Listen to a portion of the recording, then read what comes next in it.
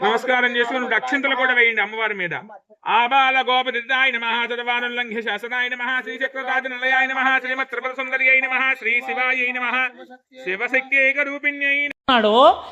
ఎవడి నామస్మరణ వలన కేవలము శుభమే జరుగుతుందో వాడిని శివ అని పిలిచారు. మీకు నేను ఒక దేవాలయ ప్రాంగణంలో శివమహాపురాణ ప్రవచన సందర్భంలో మీకు ఒక విషయం విజ్ఞాపన చేస్తున్నాను.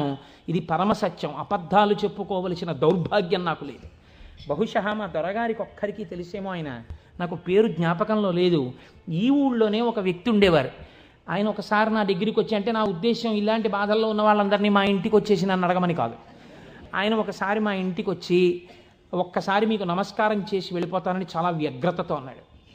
అంటే నేను ఆఫీస్కి వెళ్ళిపోతున్నానండి, టైం అయిపోతుంది, ఇప్పుడు నమస్కారం పెట్టి మాట్లాడడం ఎందుకు? అక్కర్లేదు, నేనేం మాట్లాడను, ఒకసారి నమస్కారం చేసి వెళ్ళిపోతానని. సరే చెయ్యండి, కానీ అది మీరు నమస్కారం చేస్తానన్నట్టు లేదు, ఒక్కసారి మిమ్మల్ని కొడతానన్నట్టుంది. ఎందుకంత భావన వ్యగ్రత అన్నాను. అంటే ఇవాళే నా జీవితానికి చిట్ట చివరి రోజు, నేను ఆత్మహత్య చేసుకోబోతున్నాను. నా మనస్సులో ఎప్పుడైనా శాంతి కలిగితే మీ ఉపన్యాసాల్లోనే కలిగేది. అందుకని మీకు ఒక్కసారి నమస్కారం చేసి ఆత్మహత్య చేసుకుందామని వచ్చాను. మీకు ఒక్కరికే చెప్తున్నాను, మీరు ఎవరికీ చెప్పకండి, సాయంకాలానికి నేను ఉండను. నేను హడిలిపోయిన ఇది నాకు చెప్పాడు బాబని. అది నేను తర్వాత ఎడతాను ఆఫీస్కి, అవసరమైతే హాఫ్ డే సీఎల్ ఎడతాను, కూర్చోండి అని కూర్చోబెట్టాను. అంటే బాబోయ్ ఇలా మా ఇంటికి వచ్చేయమని ఆలోచమండి. కాబట్టి కూర్చుంటే ఏమి మీకు ఎందుకు కలిగింది బాధ? ఆయన ఏదో పాపం చాలా చెప్పుకొచ్చాడు ఏడుస్తూ. నేనన్నా సరే ఒక పని చేయండి, ఆఖరి ప్రయత్నం ఒకటి చేయండి. మీరు దీక్షగా 42 రోజులు శివాలయానికి ఎవ్వరికీ చెప్పద్దు. ప్రదోష వేళలో వెళ్ళి శివ ప్రదక్షిణం చేసి మీరు ఏమీ చెప్పకండి. మీరు చెప్పగలిగినంతసేపు శివాలయం అరుగు మీద కూర్చుని శివ శివ శివ శివ శివ శివ ఇదొకటే. ఒక 42 రోజులు ఈ దరిద్రాన్ని, మీ కష్టాలని అనుభవించి చూడండి అన్నాను. మీరు నమ్ముతారా? ఆ వ్యక్తి నా దగ్గరికి వచ్చి నా జీవితంలో ఆశించని రీతిలో నా జీవితానికి ఒక కొత్త మలుపు తిరిగిందండి, నేను వరంగల్ వెళ్ళిపోతున్నాను, నేను సెటిల్ అయిపోతున్నానని చెప్పాడు. ఆ వ్యక్తే నాకు ఈ మధ్యనే మళ్ళీ ఫోన్ చేసి, కోటేశ్వరారు ఇప్పుడు నేను ఎంత ఆనందంగా ఉన్నాను అనండి, ఒక్కసారి మీరు ఏమైనా వరంగల్ వస్తారేమిటండి ఉపన్యాసాలకి, మీ దర్శనానికి వద్దాం అనుకుంటున్నాను, నేను కూడా కాకినాడ అన్నాడు. అయ్యా మీరు ఎప్పుడైనా కాకినాడ ఇప్పుడు అక్కర్లేదు, ఎప్పుడో తర్వాత వద్దురు కానీ, నేను వరంగల్ ఇప్పుడు మాత్రం రావట్లేదు, నేను వరంగల్ వస్తే చెప్తాను, అప్పుడు మీరు నా దగ్గరికి వద్దురు కానీ తప్పకుండా దర్శనానికి అన్నాడు. కళ్యాణి అందులో అంటారే, ఏతి జీవంతిమానందో నరం వర్ష శతాదపి అంటుంది సుందరకాండ. 100 ఏళ్ళు బతికిన వాడు శుభాన్ని చూస్తాడు. అందుకే తొందరపడి ఏదో సమస్య ఉందని ఆత్మహత్యలు చేసేసుకుంటాం ఇలాంటి మాటలు అనకూడదు. కాబట్టి చూడండి, శివుడు ఉద్ధరించగలడు అనడానికి ప్రత్యక్ష ప్రమాణం మనకే ఉంది కదా. శివం అంటే మంగళం, శోభనం, శ్రేయస్సు, కళ్యాణం. ఏ శుభము నీకు కావాలన్నా శివానుగ్రహముగానే వస్తుంది. శివానుగ్రహము కలిగితే నీ ఇంట సర్వమంగళములు జరుగుతాయి. అందుకే శంకర భగవత్పాదాచార్య స్వామి శివానంద లహరిలో ఒక మాట అంటారు, అసలు శివ నిన్ను చూసి ఏదేదో అనుకుంటుంటారు, అసలు నీ స్వరూపం ఒక్కసారి ఆలోచించు. కరస్తే హేమాద్రౌ గిరిశ నికటస్తే ధనపతౌ గృహస్థే స్వర్భూజామరసురభి చింతామణిగణే శిరస్థే సీతాంశౌ చరణయుగళస్తే అఖిల శుభౌ కమర్థం దాస్యేహం భవతు భవదర్థం మమ మనః అంటారు.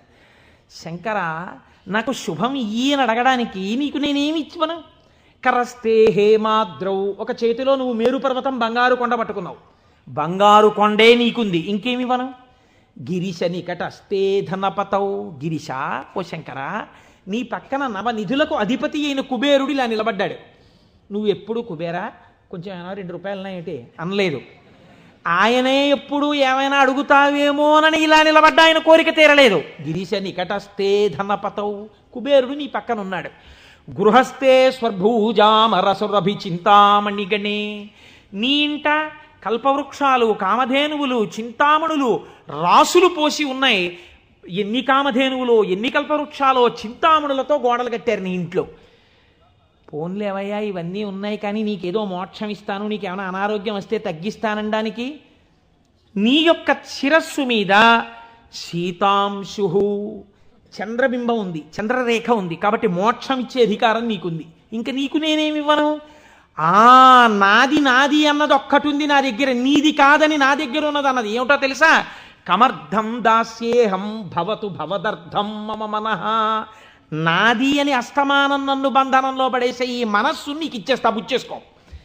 ఏదో రకంగా ఆయన పాదాల దగ్గర చేరడానికి శంకరాచార్యులు వారు మన కోసం చేసినటువంటి శ్లోకం కమర్థం దాస్యేహం భవతు భవదర్థం మమ మనః. మమ అన్న చోట నేను అన్న శబ్దం శంకరాచార్యుల వారి కోసం అండి, ఆయన అపరశంకరుడు, మన కోసం. ఇది జగద్గురువుల యొక్క కారుణ్యం. కనుక అటువంటి శంకరుడికి మీరేమి ఇవ్వాలి? మీరేమి ఇవ్వక్కర్లేదు, కానీ మీరు ఇలా నమస్కరిస్తే చాలు, ఒక్కసారి శివ అంటే చాలు, ఆయన పొంగిపోతాడు. అందుకు కదా మనం ప్రదోష వేళలో ఉపన్యాసం మొదలుపెట్టే ముందు శివాష్టోత్తర శతనామ స్తోత్రాన్ని ఒక్కసారి అనుసంధానం చెయ్యాలి అని మనం అనుకుంటున్నాం. మీరు చూడండి, నేను ఇక్కడ మీకు ఒక గంభీరమైనటువంటి విషయాన్ని వాళ్ళ ప్రస్తావన చెయ్యాలి అని అనుకుంటున్నాను. ఆనందం వస్తే కళ్ళజోడు తీసేస్తుండడం, మళ్ళీ పెట్టుకు చూసుకుంటూ ఉండడం. బాగుందండి మీరు చెప్పింది, శంకరుడు అంతటి గొప్పవాడే, ఇంతవరకు బాగుంది. కానీ ఇలా ఆయన ఎప్పుడూ మా కంటితో మేము చూడని రూపంలో ఉండడమేనా, లేకపోతే మాకు ఇంతకన్నా ఏమైనా గొప్ప ఉపకారం చేశారా? కళ్యాణం, భద్రం, శ్రేయం, శోభనం, శుభం, వీటన్నింటికీ అర్థం కేవలం శుభాలు చేసుకోవడం, పెళ్ళిళ్ళు చేసుకోవడం, బూరులు తింటూ ఉండడం, గారులు తింటూ ఉండడం, ఇవేనా? ఇంకేమైనా చెప్పారా శంకరుడు? ఇవే నా అర్థం, నేను ఇవే మీకు చేసి పెడుతుంటానని ఏమైనా అన్నారా? దీన్ని మీరు చాలా జాగ్రత్తగా గంభీరంగా పట్టుకోవాలి. మీరు ఇది పట్టుకునే ప్రయత్నం చేస్తే శివపురాణం విషయంలో మీకు ఒక గొప్ప అవగాహన ఏర్పడిపోతుంది. కాబట్టి చెవులు రిక్కించి చాలా జాగ్రత్తగా వినే ప్రయత్నం చేయండి. కదిలినటువంటి శివుని యొక్క స్వరూపాన్నే నటరాజమూర్తి అని పిలుస్తాం. ఎదర వ్యాఖ్యానం శివపురాణంలో వస్తుంది, అప్పుడు నేను నటరాజ తత్వం గురించే, చిదంబరం గురించి చెప్తాను, అప్పుడు విందురు. కానీ ఇప్పటికొకటి తెలుసుకోండి, తనలో తాను రమించిపోతున్నటువంటి శివుడు అలలు లేని సరస్సు, కాబట్టి తనలో తాను రమిస్తుంటాడు, కదలిక ఉండదు. ఇప్పుడు అదే శివుడు సృష్టికర్త, స్థితికర్త, ప్రళయకర్తగా ఉన్నాడు అనుకోండి, కదులుతూ ఉంటాడు. ఈ కదిలినప్పుడు నటరాజు నాట్యం చేస్తుంటాడు. నటరాజు సృష్టి స్థితి ప్రళయకర్త అయి నటిస్తున్నప్పుడు పక్కన దగ్గరగా ఎవరైనా నిలబడతారా? నిలబడి అలా చూస్తూ సంతోషపడిపోయే వాళ్ళు ఎవరైనా ఉన్నారా నటరాజుని? శ్రీ మహావిష్ణువు అంతటి వారు అసుర సంధ్య వేళలో మధ్యలో వాయిస్తూ ఉంటారు, శంకరుడు నాట్యం చేస్తుంటే.